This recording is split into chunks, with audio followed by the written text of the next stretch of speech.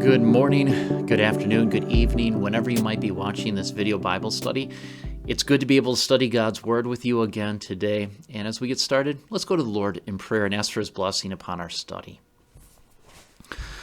Lord Jesus, we ask that you send your Spirit to open our hearts and minds, that we may gain a greater understanding of your Word and faithfully apply it to our lives.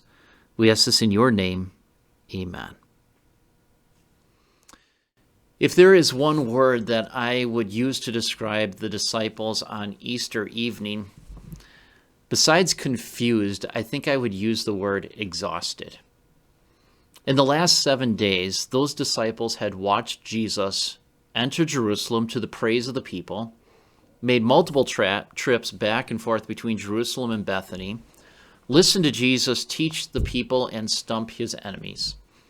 They had sat with Jesus during a very strange Passover meal, seen him arrested, and then quickly executed. I wonder how much sleep they got since they fell asleep on Thursday night while Jesus was praying in the Garden of Gethsemane. In some ways, it must have felt awfully surreal to those disciples as they thought back not just to Easter Sunday, but back to the entire week. Where they had been and where they now found themselves, having received multiple reports that Jesus was alive. What were they supposed to make of this whole thing? What were they supposed to believe and not to believe? It was just so hard to know. Exhausted and confused. Jesus' disciples met on Easter evening, and that's when it happened. Luke chapter 24, beginning at verse 36. While they were still talking about this, Jesus himself stood among them and said to them, "Peace be with you." The "they" that is referenced in this account is an indication of what we studied last week. Remember that Jesus had hidden his identity while he walked with two of his followers from Jerusalem to a town called Emmaus on Easter afternoon. Now, along the way, Jesus had started to connect what those two men had experienced and heard to what the Old Testament had foretold the Messiah would do.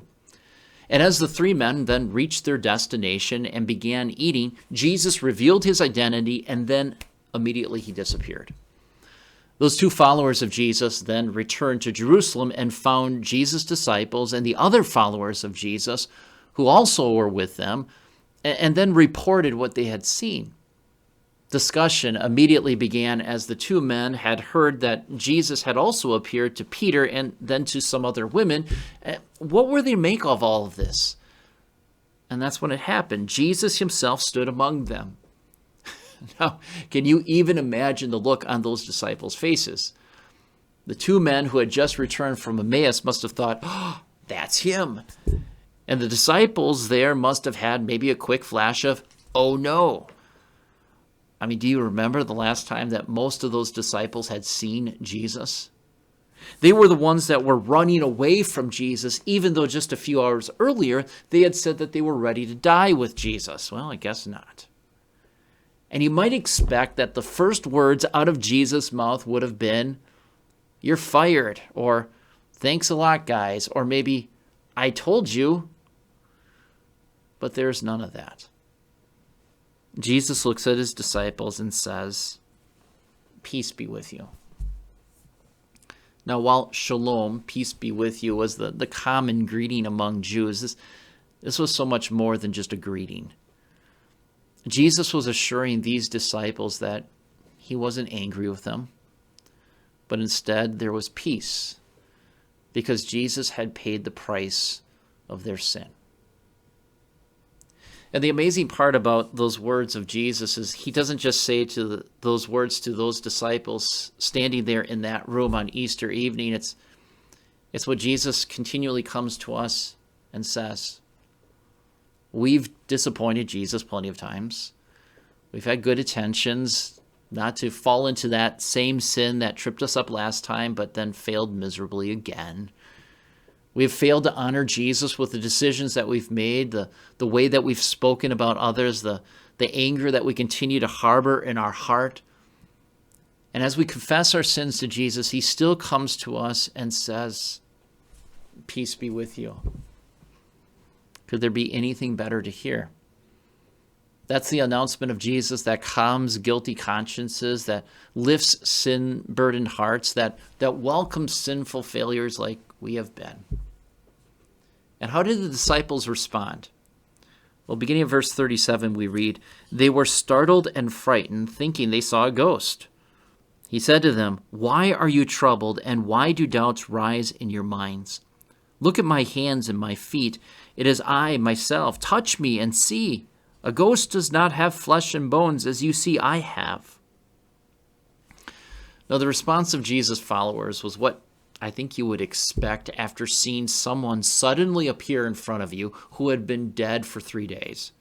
They were startled and frightened.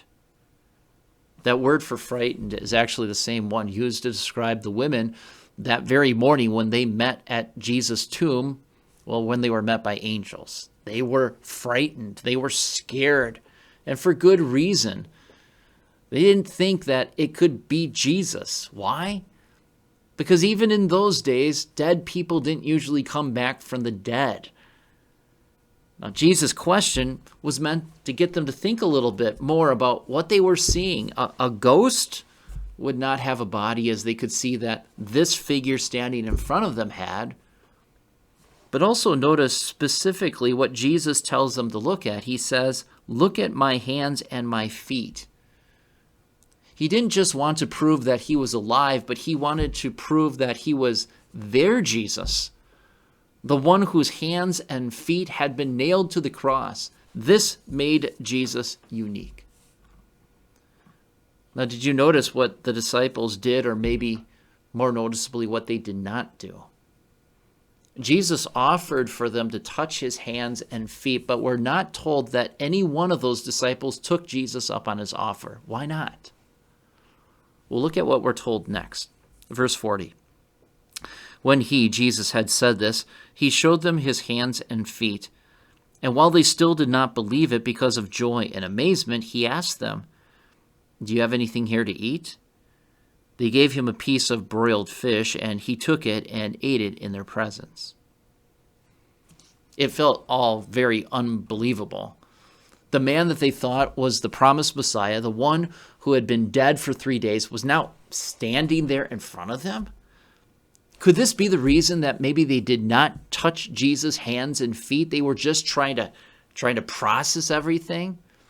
There was joy that Jesus was alive, but there was also amazement that a man who once was dead was now standing there talking to them alive. It was overwhelming. And so what does Jesus do? He asks them for something to eat to show that he was not a ghost. He wasn't a spirit being. And what was on the menu that Easter evening? Well, remember what the occupation was for many of these disciples of Jesus. They were fishermen, so naturally they were eating fish.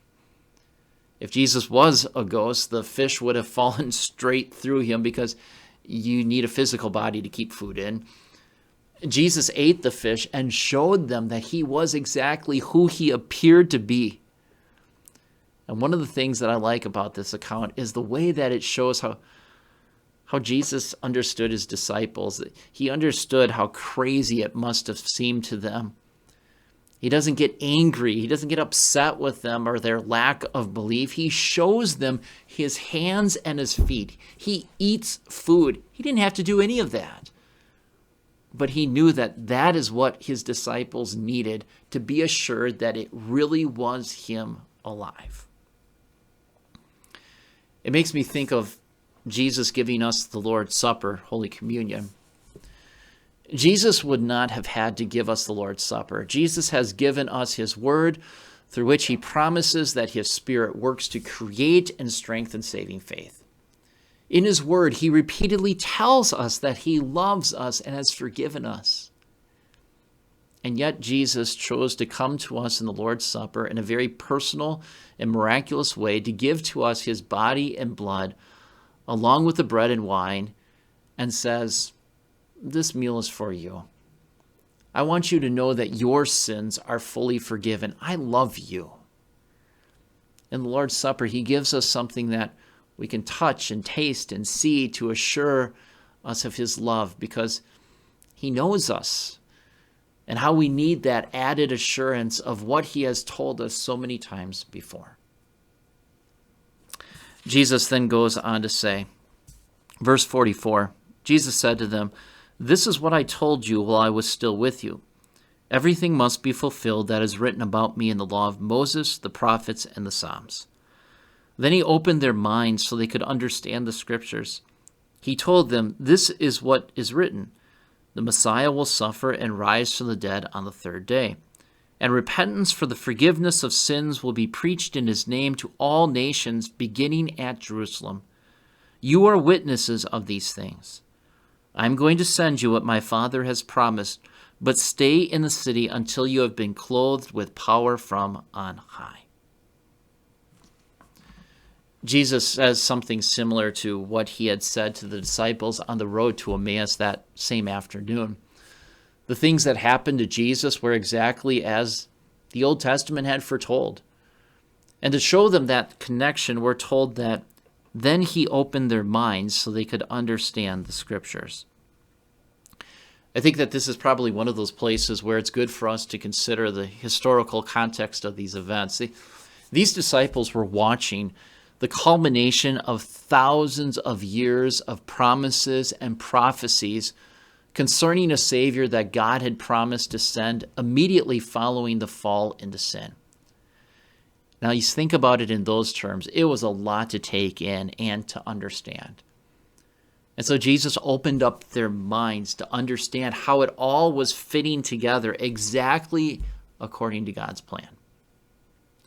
Jesus summarizes by saying, "The Messiah will suffer and rise from the dead on the third day, and repentance for the forgiveness of sins will be preached in his name to all nations." The disciples were still trying to wrap their minds around a Messiah and a Savior who would suffer and die. That didn't seem like the glorious Savior that they were hoping for. But that was the Savior that they and all people needed. And it was by his suffering that Jesus would pay the price of the world's sin. The glorious part was actually what they were experiencing, that the Savior would not remain dead, but he would rise from the dead on the third day, as they now witnessed Jesus had done. Now, whether these specific words were spoken by Jesus on that first Easter evening or were more of a summary of what Jesus said over the next 40 days, we can't specifically say, but as you look at the other gospel accounts and compare them, it seems more likely that these words were a summary of what Jesus said in the days that followed that Easter evening. So what we're going to do is we're actually going to take a closer look at those words as we study the other appearances that Jesus made following his resurrection, and then Jesus leading up to his ascension into heaven.